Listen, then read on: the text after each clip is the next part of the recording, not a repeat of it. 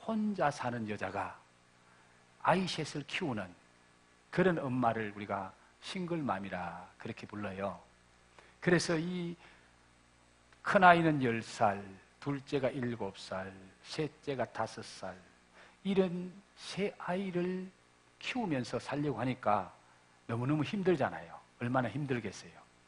그런데 이 여인도 처음에는 참 행복했어요.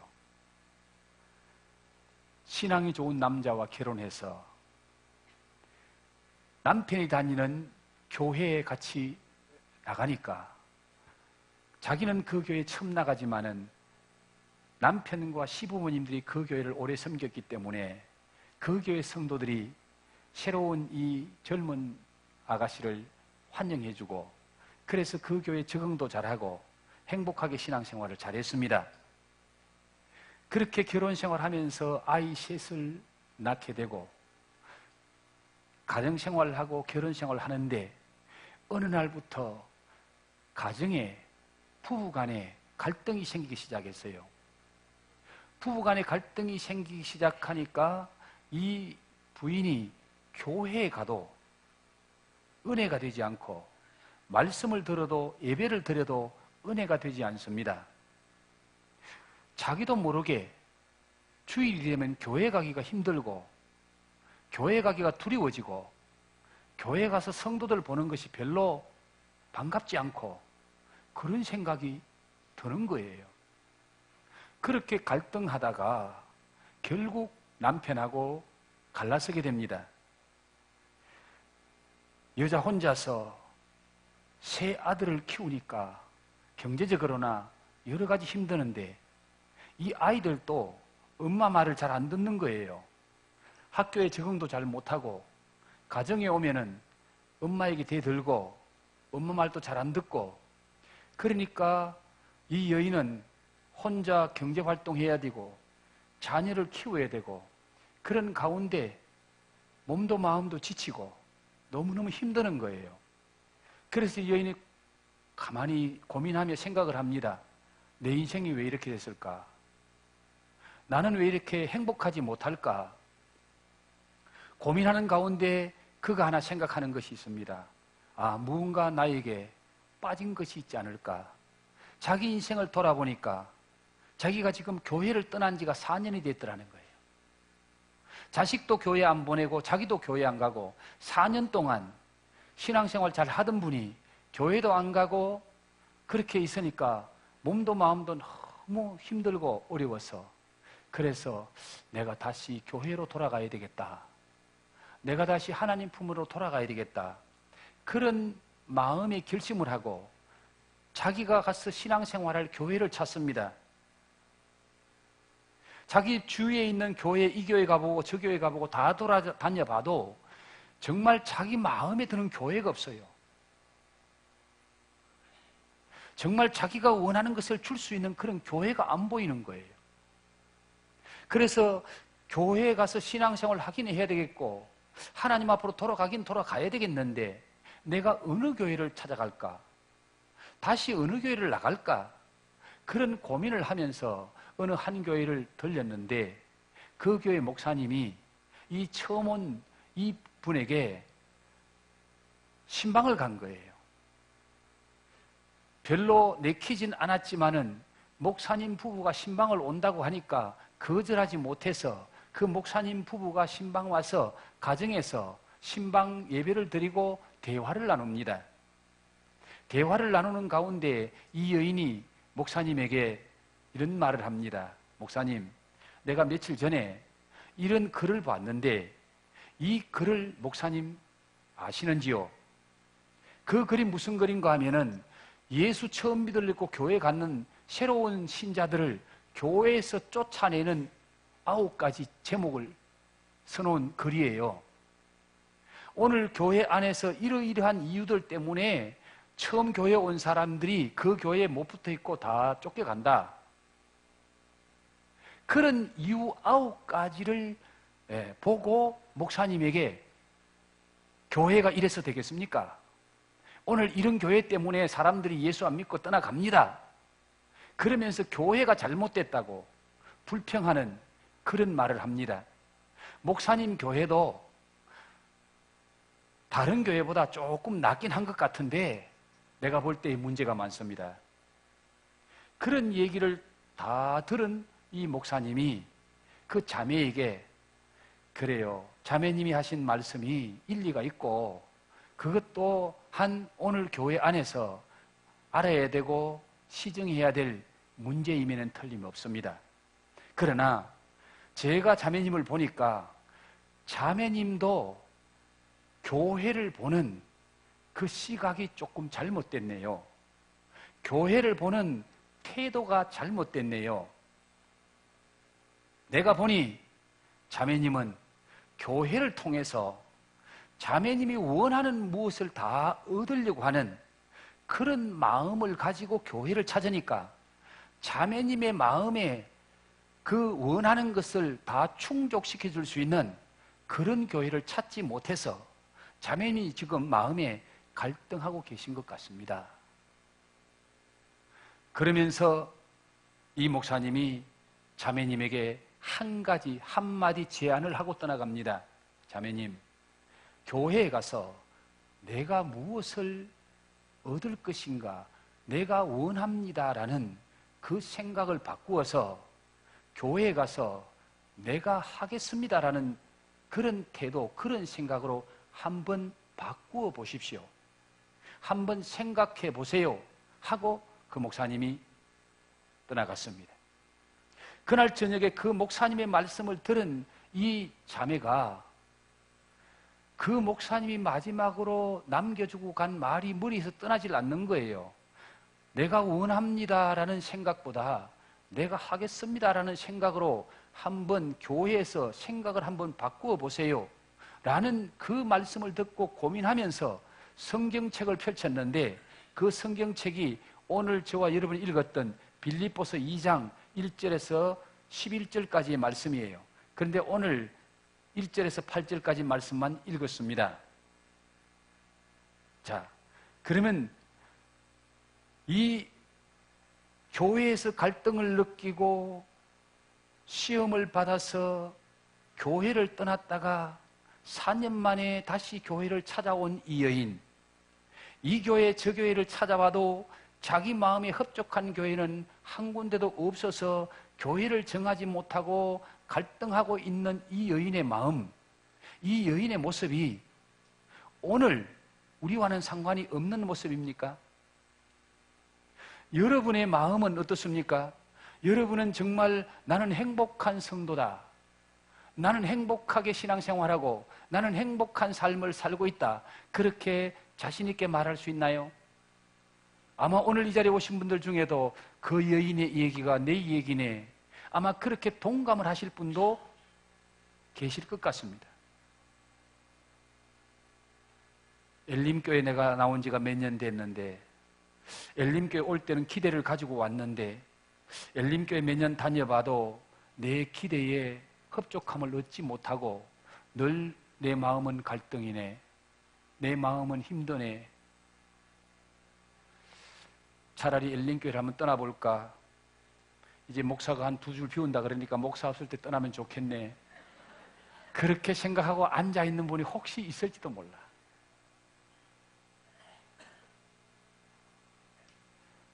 자, 이 여인이 그 목사님의 말씀을 듣고 고민하면서 펼친 성경이 빌립보서 2장 1절에서 11절 말씀인데 그 말씀을 읽어가는 가운데 이 여인이 자기 모습을 발견한 거예요.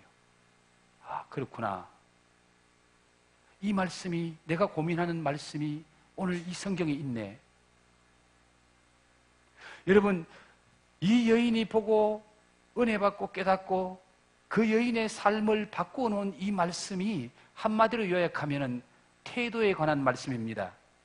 예수 믿는 사람은 어떤 태도를 가지고 교회에 와야 되는지, 어떤 태도를 가지고 교회에서 신앙생활하고 예배해야 되는지 그 태도에 관한 말씀인데 오늘 이 말씀을 통해서 여러분의 모습 속에 있는 그 무언가 갈등과 갈증이 있다면 이 말씀을 통해서 해결되어지고 은혜 받음으로 여러분의 삶이 행복한 삶이 되고 행복한 성도가 되기를 주의 이름으로 축복합니다.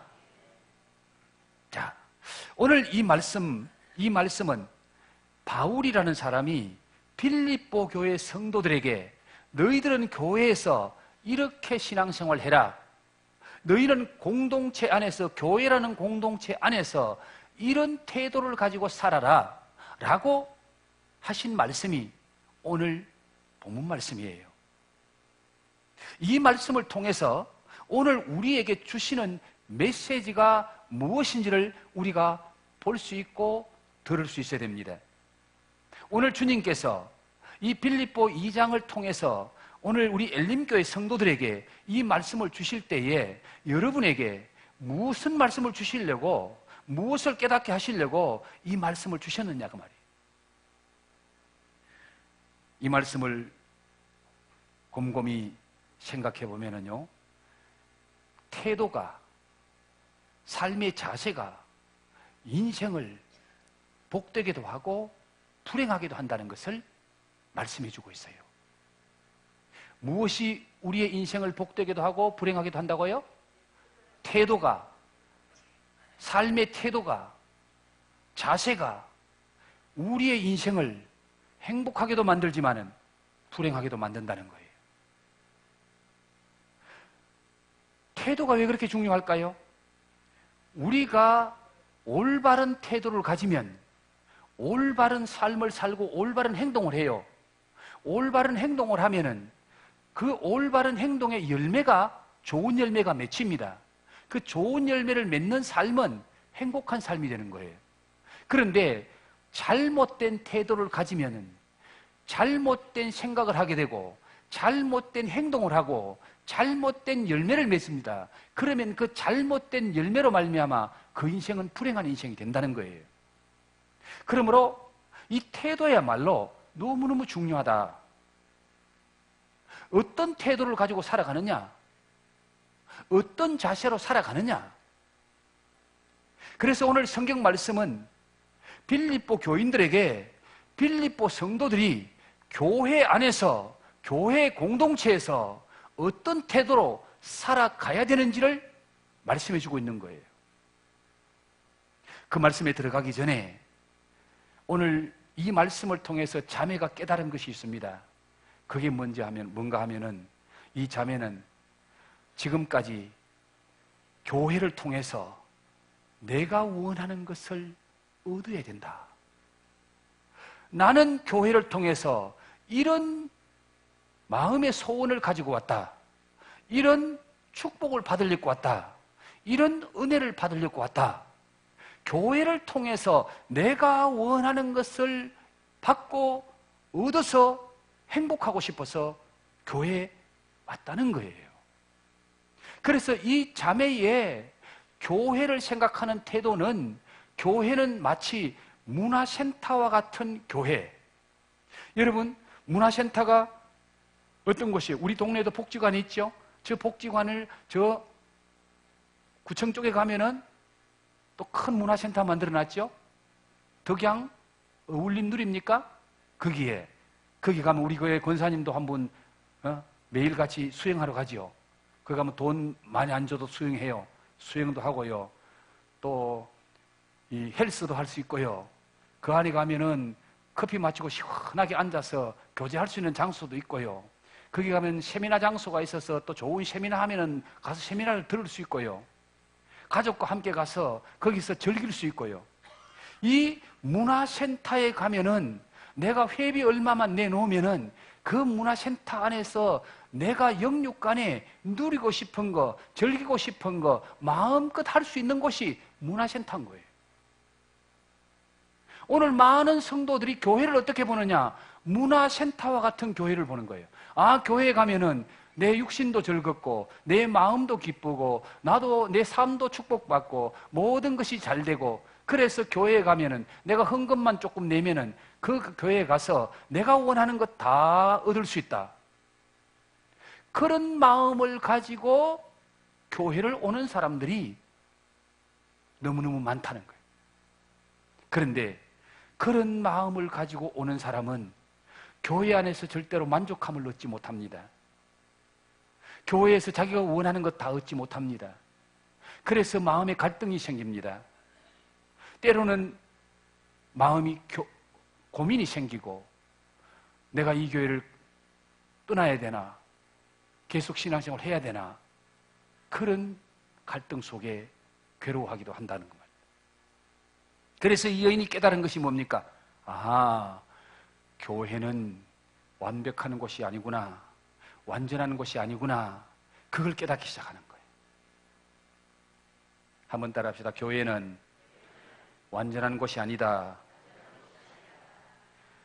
교회가 완전한 것이 아니다라는 말의 의미가 뭔가 하면, 교회는 하나님의 교회이기 때문에 완전해야 된다고 생각하는데 지상교회, 인간이 모인 교회는 완전하지 않다는 것이 현실이라는 거예요. 여러분, 완전한 교회가 있습니다.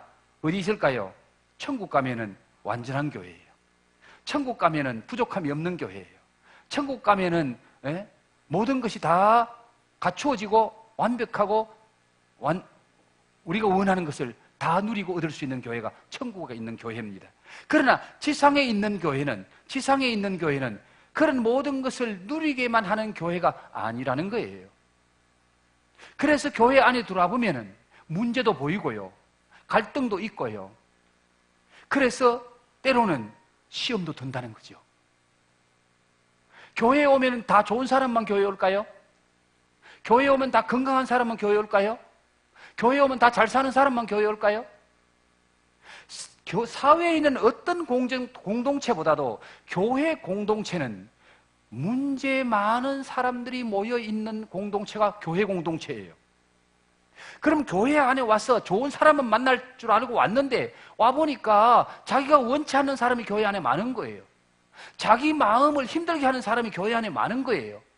아, 이 교회 이런 사람들 때문에 나 교회 못 다니겠어. 저런 사람 보기 싫어서 나 교회 가기 싫어. 그런 사람이 교회 안에 있더라는 거예요.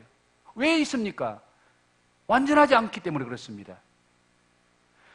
그럼 교회 안에 목사는 완전합니까? 교육자는 완전합니까? 여러분이 저를 어떻게 보시는지 몰라도 아마 제 장점보다 단점이 더 많이 보일 거예요. 제 부족함이 더 많이 보일 거예요. 저는 절대로 여러분보다 잘나거나 여러분보다 똑똑하거나 여러분보다 완벽해서 목사가 돼서 이 자리에 서 있는 것 아닙니다. 인간적으로 너무 부족한 것이 많고 정말 내가 나를 봐도 참 부족한 사람입니다. 교회 안에는 이런 부족한 사람들이 모여있는 공동체이기 때문에 완벽하다고 생각하고 교회는 무조건 좋은 교회라고 생각하고 오면은 목사를 통해서도 시험받고 장로를 통해서도 시험받고 권사를 통해서도 시험받고 집사를 통해서도 시험받고 그래서 교회 안에서 갈등하고 고민하다가 이 교회 떠나야 되느냐 계속 있어야 되느냐 그런 문제까지 생기게 되는 거예요. 자, 그래서 이 싱글맘이 이 빌립보서 2장을 읽는 가운데 그렇구나. 아, 교회가 완전한 곳이 아니구나. 나는 완전한 교회를 찾았더니 완전한 교회가 없구나.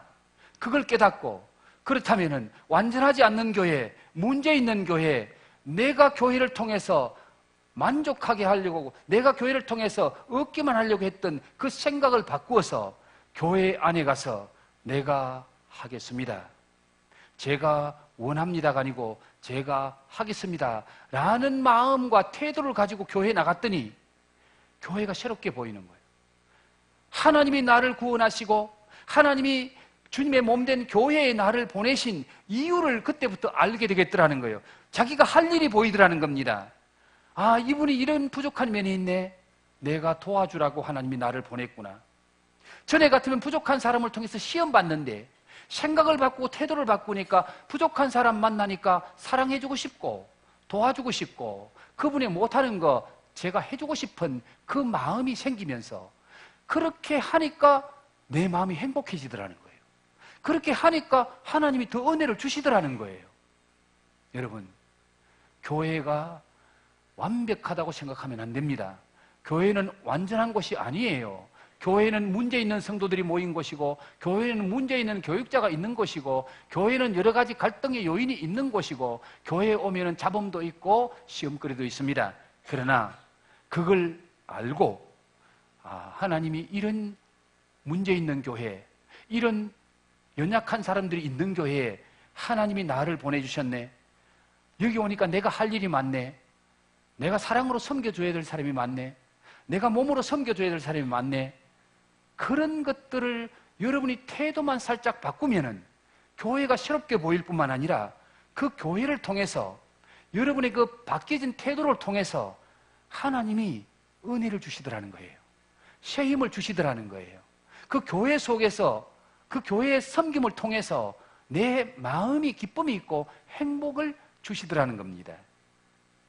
자, 그래서 오늘 그분이 깨달았던 이 빌립보 2장에 있는 말씀과 다른 곳에 있는 말씀을 통해서 성도가 교회 안에서 어떤 태도를 가져야 되는지, 어떤 자세를 가져야 되는지 간단하게 4가지만 소개하고 오늘 말씀을 마무리하려고 합니다.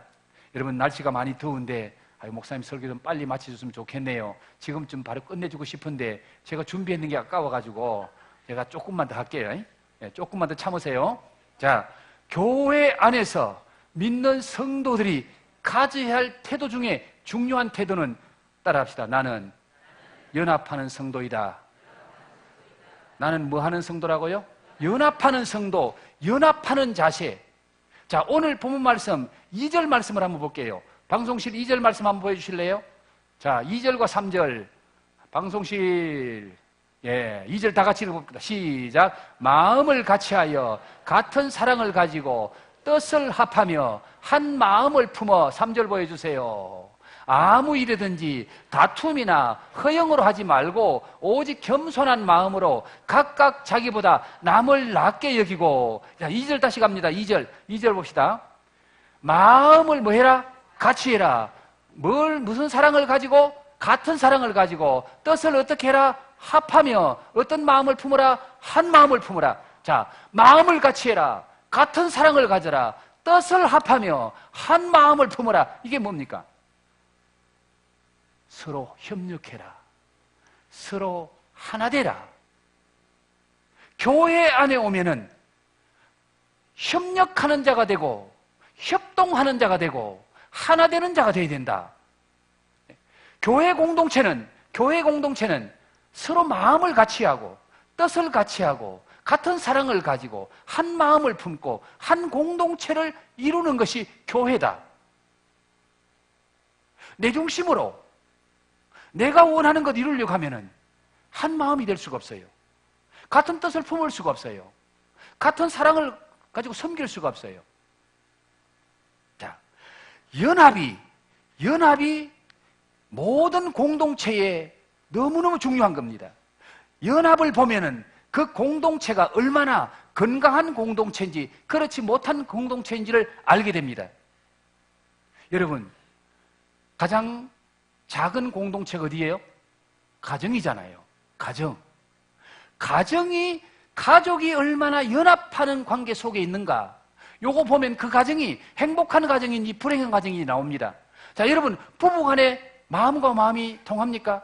정말 같은 마음을 가지고 같은 사랑을 가지고 뜻을 합하며 한 마음을 품어서 이심전심이 되고, 그래서 부부간에는 눈빛만 봐도 남편이 무슨 생각을 하는지 아내가 뭘 생각하는지 서로 알고 마음이 하나 되는 그런 가정은 행복할까요? 불행할까요? 행복합니다. 아무리 불행하라고 말해도 불행할 수가 없어요. 부부간에 마음이 합해야 되는 거예요. 그런데 부부간에 마음이 갈라져. 부부간에 마음이 찢어져. 남편의 생각, 아내의 생각이 서로 달라. 같은 관점을 봐도 남편은 어두운 면을 보고 아내는 밝은 면을 봐.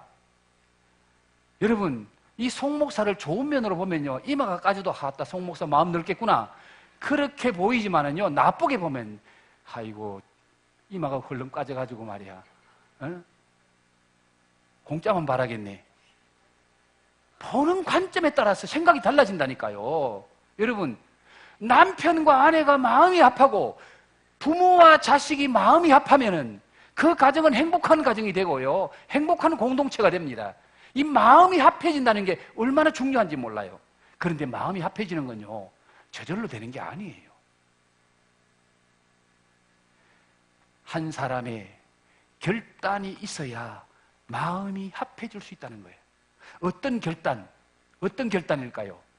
내 중심의 욕심을 내려놓고 상대방 중심의, 공동체 중심의 이익을 먼저 추구하는 그 결단이 있어야 연합이 이루어지는 거예요.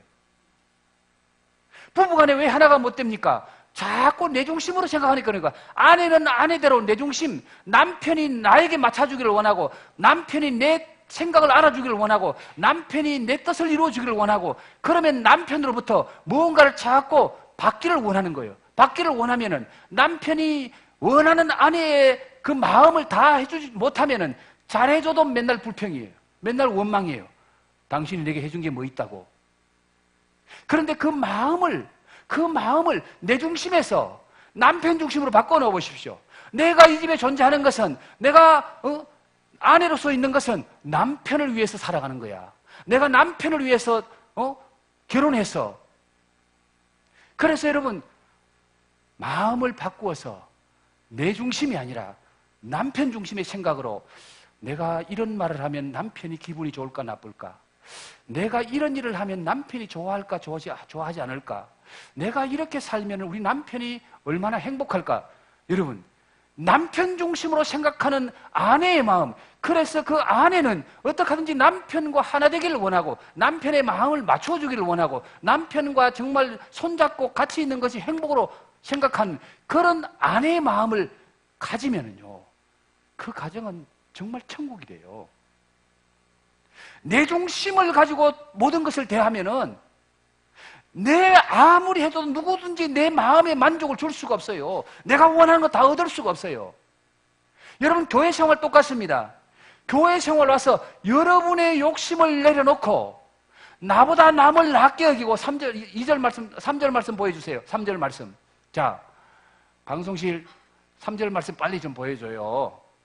자, 시작. 아무 일이든지 다툼이나 허영으로 하지 말고 오직 겸손한 마음으로 각각 자기보다 남을 뭐하게 여기고 낫게 여기고, 각각 자기보다 남을 낫게 여기고, 남을 나보다 낫게 여기는 그 마음이 있어야 그 사람을 도와줄 수 있어요. 그 사람과 마음이 하나 될 수 있어요. 남을 나보다 못하게 여기보십시오. 깔보는 거예요. 무시하는 거예요. 그러면 그 사람하고 거리가 멀어지는 겁니다. 여러분, 교회에 오셔서 교회 안에 모든 성도들을 나보다 낫게 여기고요, 사랑해주고 존경해주고요, 그 사람을 위해서 내가 섬겨줘야 되겠다, 이 사람하고 내하고 마음을 같이 맞춰서 함께 해야 되겠다, 같이 손잡고 가자, 그 마음이 너무너무 중요하다는 거예요. 그래서 아무 일이든지 허영이나 다툼으로 하지 말고 겸손한 마음으로. 겸손하는 게 뭡니까? 나를 낮추고 남을 높여주는 게 겸손한 거예요. 남을 나보다 낮게 여기는 게 겸손한 거예요. 그런 겸손한 마음으로 공동체 유익을 위해서, 교회 유익을 위해서 내 것을 내려놓고, 내 욕심 좀 내려놓고, 그렇게 연합할 때에 공동체가 행복해질 뿐만 아니라 공동체에 소속된 그 모든 사람들도 그 공동체 안에서 함께 행복을 누리게 될 줄 믿습니다. 그래서 여러분, 연합은 너무너무 중요한 거예요. 연합의 첫 번째 조건이 내 것 내려놔야 되는 거예요. 내 욕심 좀 내려놔야 되는 거예요. 그래서 내가 원합니다가 아니고 내가 하겠습니다. 한번 따라 합시다. 내가 원합니다. 그것이 아니고 내가 하겠습니다. 제가 하겠습니다. 제가 섬기겠습니다. 할렐루야. 그 마음이 여러분 가정에서, 교회에서, 여러분 직장에서 그 마음만 가지면요, 공동체는 너무너무 어려운 공동체, 행복한 공동체가 됩니다. 직장에 가서 여러분 내 것 좀 내려놓고 제가 하겠습니다. 힘드는 일 제가 하겠습니다. 굳은 일 제가 하겠습니다. 그렇게 한번 해보십시오. 네? 인정받고 사랑받고 축복받습니다. 두 번째로 5절에서 8절까지의 말씀입니다. 자, 오늘 5절, 8절 5절부터 한 번 더 읽어봅니다. 시작. 너희 안에 이 마음을 품으라. 곧 그리스도 예수의 마음이니 그는 근본 하나님의 본체시나 하나님과 동등됨을 취할 것으로 여기지 아니하시고 오히려 자기를 비워 종의 형체를 가지사 사람들과 같이 되셨고 사람의 모양으로 나타나사 자기를 낮추시고 죽기까지 복종하셨으니 곧 십자가에 죽으심이라. 5절 말씀 다시 돌려보세요. 5절 말씀. 자, 5절 말씀에서 너희 안에 이 마음을 품으라 그랬어요. 이 마음이 무슨 마음? 누구의 마음? 그리스도의 마음. 너희 안에 이 마음을 품으라. 곧 그리스도 예수의 마음이다. 누구의 마음을 품어야 된다? 예수의 마음을 품어야 된다는 거예요. 여러분 안에 예수님의 마음이 있기를 주의 이름으로 축원합니다. 예수님의 마음을 품어야 되는데 그 예수님의 마음이 뭐냐고요. 예수님의 마음이 뭐냐? 6절부터 8절까지가 예수님의 마음을 우리에게 보여주는 거예요. 예수님의 마음은 한마디로 섬김의 마음입니다. 봉사의 마음입니다. 헌신의 마음입니다. 예수님이 하나님이신데 왜 하나님과 동등됨을 취할 것을 여기지 아니하시고 하늘에서 땅에 오셨느냐? 왜 인간이 되셨느냐? 그리고 십자가에 죽기까지 왜 하나님 말씀에 순종했느냐? 뭐 하려고? 섬기고 봉사하려고. 죄 때문에 죽어가는 인간을 살려주고 불행에 빠져있는 인간을 건져주고 그 인간을 섬겨주려고 오신 분이 예수님이라는 거예요. 그래서 예수님이 다른 성경에서는 내가 이 땅에 온 것은 섬김을 받으려 함이 아니라 섬기려 하고 내 모든 것을 주려고 왔다 그랬어요. 섬겨주려고 왔다는 겁니다. 예수님의 마음은 섬김의 마음이에요. 예수님의 마음은 헌신의 마음이에요. 예수님의 마음은 봉사의 마음입니다. 그래서 교회에 나오는 성도들은 교회 공동체를 내가 섬기겠다. 내가 이 교회에 문제 있는 사람을 섬기겠다. 이 교회의 어려운 문제를 내가 섬기겠다. 이 섬김의 마음을 가지고 공동체 안에 들어오면은 그 섬김을 통하여 다른 사람도 행복해질 뿐만 아니라 섬기는 사람에게 하나님이 기쁨을 주고요. 섬기는 사람에게 하나님이 건강 주시고요. 섬기는 사람에게 하나님이 축복하시는 거예요.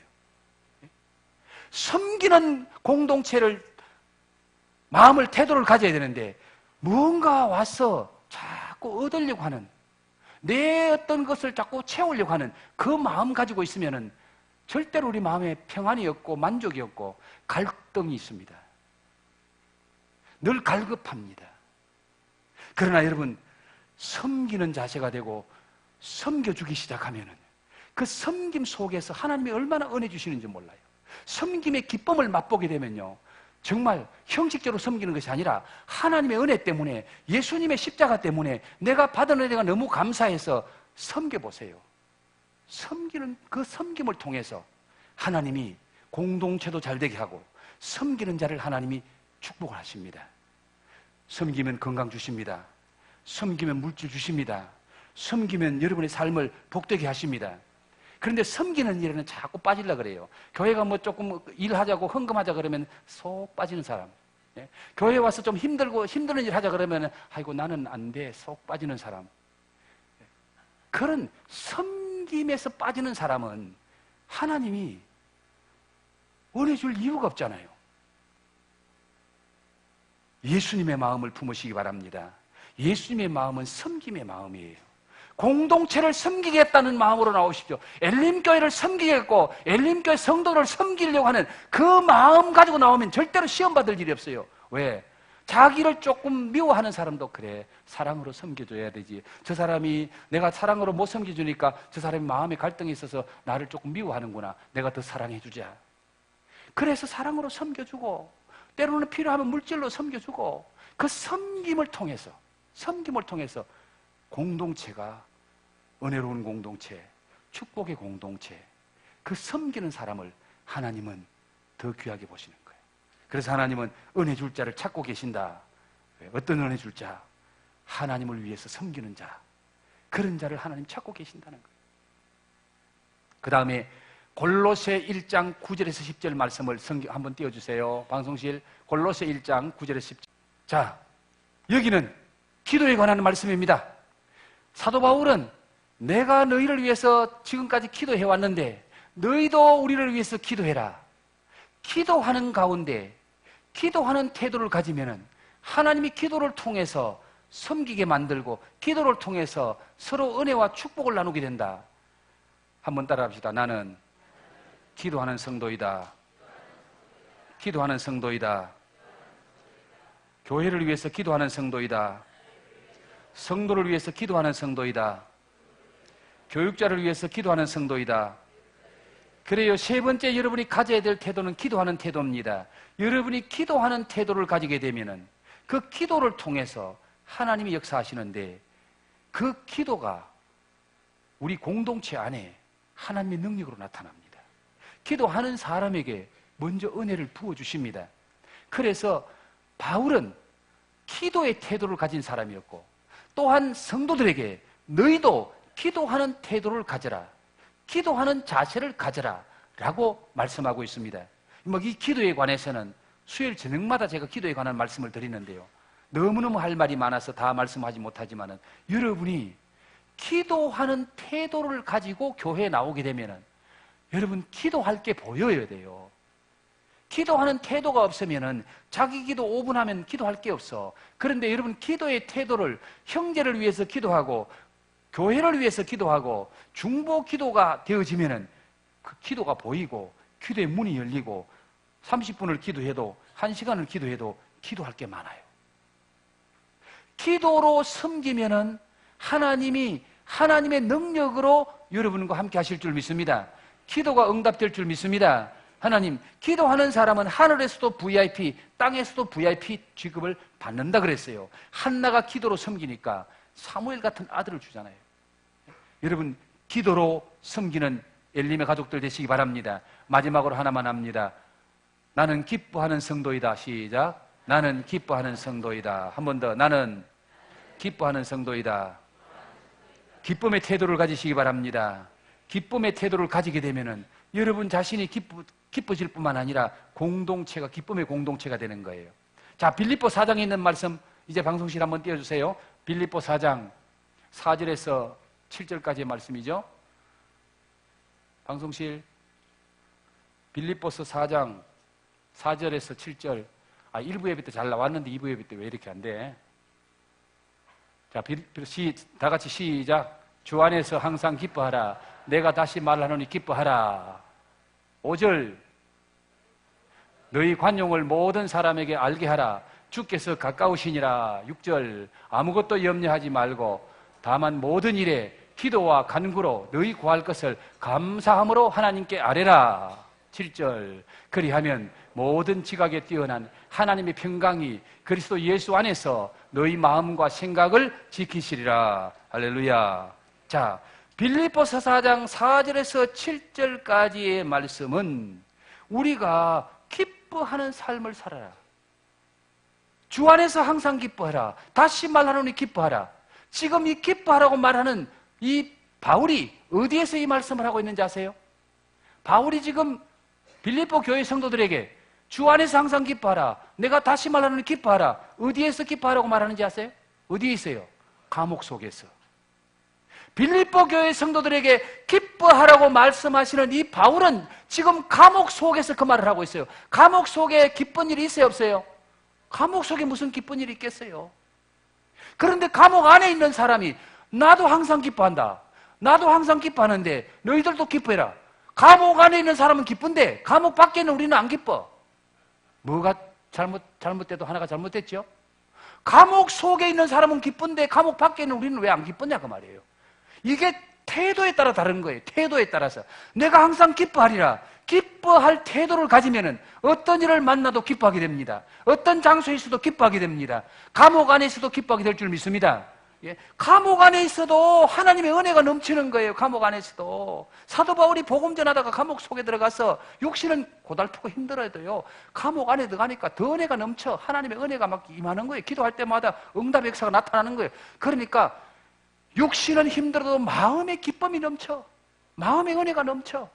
감옥 속에 있는 사도 바울이 감옥 밖에 있는 빌립보 교회 성도들에게 주 안에서 기뻐해라. 주 안에서 예수 안에서 기뻐해라. 다시 말하노니 기뻐해라. 자, 그런데 기뻐하려면 감옥 안에서 기뻐하고 항상 기뻐하려면 어떻게 해야 되느냐? 6절 7절 보십시오. 아무것도 염려하지 말고 모든 일에 기도와 간구로 너희 구할 것을 뭐함으로? 감사함으로 하나님께 하리라 합시다. 감사합시다. 감사합시다. 감사함으로 기도합시다. 여러분, 감사하면 기쁨이 생깁니다. 감사하면 기쁨이 생겨요. 감사함으로 하나님께 기도해라. 그러면 너희 삶이 기뻐진다. 너희 삶 속에 기쁨이 넘친다는 거예요. 여러분, 감사하는 자는 기쁨의 삶을 삽니다. 그런데 불평하는 사람은 절대 기쁨이 없어요. 절대 기쁨이 없어요. 이번에 올림픽에서 우리나라 골프 선수가 금메달 땄죠. 지난밤에. 저는 뭐 초저녁에 잤기 때문에 보진 않았어요. 아침에 보니까 금메달 땄더라고요. 근데 거기에 태국 선수, 주타누간이라는 태국 선수 아직 젊은 여자 하나가 있어요. 이번에 하다가 다리가 안 좋아가지고 기권을 했는데 그 주타누간이라는 여자가 원래 세계대회에서 4번인가 1등 했어요. 태국의 영웅이에요. 그런데 갑자기 어떻게 그렇게 골프를 잘 치느냐, 그 비밀을 방송에서 말하더라고요. 주타누간이는 그 여자아이가 골프를 치기 전에 얼굴을 바라는 거예요. 얼굴을 바라는 거예요. 항상 살짝 웃어요. 살짝 웃고 난 뒤에 샷을 해요. 골프를 쳐요. 그러면서 방송의 해설자가 하는 말이, 이 운동선수는 마인드 컨트롤이 중요한데, 이 마인드 컨트롤, 생각과 마음을 다스리는 게 중요한데, 그 전문적으로 그 선수를 지도하는 이 마인드 컨트롤하고 정신적인 그 힘을 주는 전문가가 하는 말이, 너는 항상 웃어라. 네가 힘들고 어려운 일 할 때 먼저 웃어라. 웃고, 일단 웃고 그 다음 무엇을 하고 운동을 하면은 네가 얼굴에 웃는 표정이 지어지면은 네 마음에도 영향이 미치고 네 마음에 기쁨이 온다. 평안이 온다. 그리고 그때에 뭘 하든지 운동을 하든지 무엇을 하면은 잘 된다. 그래서 기쁘기 때문에 웃는 것이 아니고 먼저 네가 웃고 얼굴에 미소를 띠면은 네 마음이 영향을 받고 네 마음이 기뻐지고 네 마음이 평안한다. 그래서 웃으라고 주문을 한 거예요. 너는 무엇을 하든지 하기 직전에 웃어라. 그래서 여러분, 그 말을 듣고요, 제가 그 선수를 이렇게 보니까요, 딱 하기 전에 살짝 웃는 거예요. 지금 심각한 상태예요. 그거 샷 하나에 따라서 점수가 잘 나오는 못하는 심각한 상태인데 그때에 웃으라는 거예요. 웃는 태도를 취하라는 거예요. 그러면 네 마음이 영향을 받고 네 몸이 영향을 받는다. 야, 저는 거기서 태도가 이렇게 중요하구나. 여러분, 항상 기뻐하는 태도를 가지시기 바랍니다. 기뻐하는 마음을 가지고 세상을 보면은 세상이 기쁜 방향으로 보입니다. 슬퍼하는 생각을 가지고 세상을 보면은요, 슬픈 세상이 보여요. 그래서 옛날 노래 보면 전부 슬픈 노래가 많아요. 옛날 어른들이 우리가 비관적인 역사적인 그거 전부 헤어지는 노래, 뭐 사랑하다가 실패한 노래, 그런 거 슬픈 노래 들으면 마음이 우울해져요. 근데 요새 젊은 친구들 북적북적 힘나는 그런 찬양, 그런 노래 부르면은 마음이 막 이렇게 힘이 나잖아요. 그러니까 여러분, 노래를 들어도 슬픈 노래 그런 거 듣지 말고 좀 쾌활하고 신나고 그런 노래를 들으면은 내 마음에 힘이 나요. 한 번 더 합니다. 나는 기뻐하는 성도다. 나는 언제든지 기뻐한다. 그래서 사도 바울이 항상 뭐해라? 기뻐해라. 항상 기뻐해라. 범사에 감사해라. 여러분, 감사하면은 기쁜 일이 생깁니다. 기뻐하면은 감사할 일이 생깁니다. 할렐루야. 감사와 기쁨은 떨어질 수 없어요. 그래서 항상 기뻐해라. 범사에 감사해라. 그 중간에 기도해라. 쉬지 말고 기도해라. 여러분, 쉬지 않고 기도하면은 항상 기쁨이 생기고 감사할 일이 생길 줄로 믿습니다. 자, 오늘 4가지 태도만 말씀드렸습니다. 첫 번째가 뭡니까? 연합해야 된다. 두 번째가 뭡니까? 헌신해야 된다. 세 번째가 뭡니까? 기도해야 된다. 네 번째가 뭡니까? 기뻐해야 된다. 이 은혜가 여러분에게 있기를 바랍니다. 여러분, 태도는 여러분의 인생을 복되게도 만들고 불행하게도 만듭니다. 잘못된 태도, 부정적인 태도는요, 부정적인 생각을 하고 부정적인 일을 하고요, 부정적인 열매를 맺어서 인생을 불행하게 만듭니다. 그러나 긍정적인 태도, 믿음의 태도, 좋은 태도는요, 좋은 일을 하게 됩니다. 올바른 일을 하게 됩니다. 좋은 열매 맺어요. 행복하게 됩니다. 그러므로 여러분, 행복한 성도 되고 싶고 행복한 인생을 살고 싶으면 여러분의 태도를 바꿔야 됩니다. 세상을 보는 태도를 바꿔야 돼요. 교회를 보는 태도를 바꿔야 돼요. 교회 안에 와서 내가 뭘 얻으려고 하는 것보다 제가 하겠습니다. 제가 섬기겠습니다. 제가 기도하겠습니다. 제가 전도하겠습니다. 제가 하겠습니다로 바뀌면은 여러분의 인생에 하나님의 큰 은혜가 임할 줄로 믿습니다.